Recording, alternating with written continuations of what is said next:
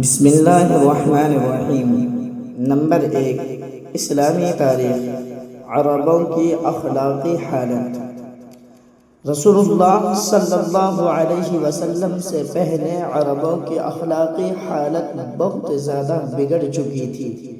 ظلم و ستم، چوری اور ڈاکہ زنی، زناکاری اور بدکاری بالکل عام تھی۔ جوا کھیلنے اور شراب پینے کا رواج بہت زیادہ تھا۔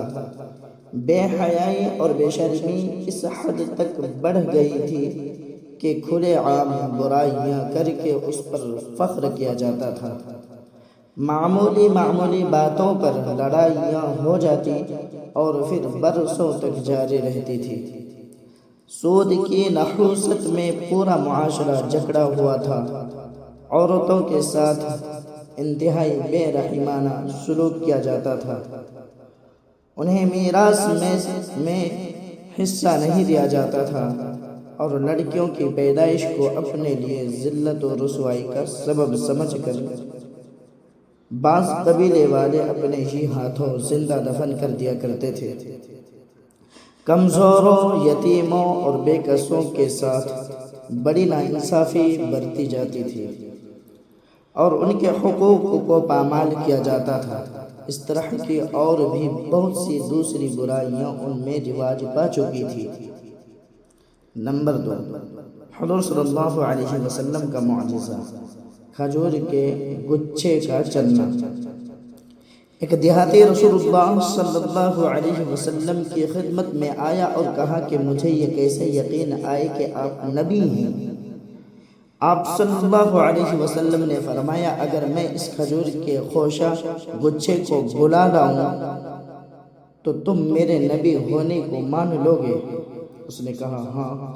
آپ صلی اللہ علیہ وسلم نے اس گچھے کو بلایا۔ وہ درخت سے اتر کر رسول اللہ صلی اللہ علیہ وسلم کے پاس آیا اور پھر آپ صلی اللہ علیہ وسلم کے حکم سے واپس چلا گیا۔ دیہاتی فوراً اس معجزے کو دیکھ کر ایمان لے آیا۔ نمبر 3، ایک فرض کے بارے میں، صبح کی نماز ادا کرنے پر حفاظت کا ذمہ۔ رسول اللہ صلی اللہ علیہ وسلم نے فرمایا، جس نے صبح کی نماز ادا کی وہ اللہ کی حفاظت میں ہے۔ نمبر 4، ایک سنت کے بارے میں، عذاب قبر سے بچنے کی دعا۔ رسول اللہ صلی اللہ علیہ وسلم یہ دعا کثرت سے فرماتے تھے، اللہم انی اعوذ بک من عذاب القبر ومن عذاب النار ومن فتنة المحیا والممات ومن فتنة المسیح الدجال۔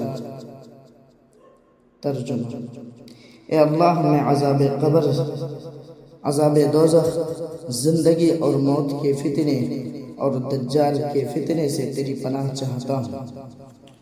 نمبر 5، ایک اہم عمل کی فضیلت، انصاف کرنا۔ رسول اللہ صلی اللہ علیہ وسلم نے فرمایا، انصاف کرنے والے اللہ تعالیٰ کے پاس نور کے ممبروں پر ہوں گے، اور یہ وہ لوگ ہوں گے جو اپنی حکومت، اہل و عیال اور رعایا کے متعلق انصاف سے کام لیتے ہیں۔ نمبر 6، ایک گناہ کے بارے میں، فضول خرچی کرنا۔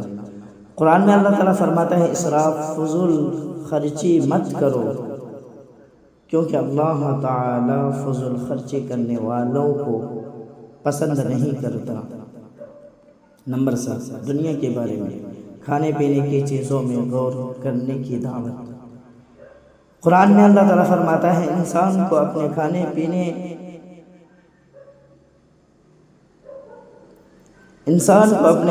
میں غور کرنا چاہیے۔ ہم نے خوب پانی برسایا، پھر ہم نے عجیب طریقے سے زمین کو پھاڑا، پھر اس زمین میں سے غلہ، انگور، ترکاری، زیتون اور کھجور، گھنے باغ، میوے اور چارہ پیدا کیے۔ یہ سب تمہارے اور تمہارے جانوروں کے فائدے کے لیے ہے۔ نمبر 8، آخرت کے بارے میں، حور کی خوبصورتی۔ رسول اللہ صلی اللہ علیہ وسلم نے فرمایا، اگر جنت کی کوئی عورت زمین والوں کی طرف جھانک لے تو زمین و آسمان کے درمیان کی تمام چیزوں کو روشن کر دے اور اس کو خوشبو سے بھر دے، اور اس کی اوڑھنی دنیا اور تمام چیزوں سے بہتر ہے۔ نمبر 9، تبویٰ نبوی سے سرکہ کے فوائد۔ رسول اللہ صلی اللہ علیہ وسلم نے فرمایا، سرکہ کیا ہی بہترین سالن ہے۔ فائدہ، محدثین حضرات کہتے ہیں کہ سرکہ تیلی کے بڑھنے کو روکتا ہے، جسم میں ورم نہیں ہونے دیتا، کھانے کو ہضم کرتا ہے، خون کو صاف کرتا ہے، پھوڑے پھنسیوں کو دور کرتا ہے۔ نمبر 10، نبی صلی اللہ علیہ وسلم کے نصیحت۔ رسول اللہ صلی اللہ علیہ وسلم نے فرمایا، جب تم میں سے کوئی شخص جمائی لے تو اس کو اپنا ہاتھ منہ پر رکھ لینا چاہیے، کیونکہ کھلے منہ میں شیطان داخل ہو جاتا ہے۔ اللہ ہمیں عمل کی توفیق عطا فرمائے۔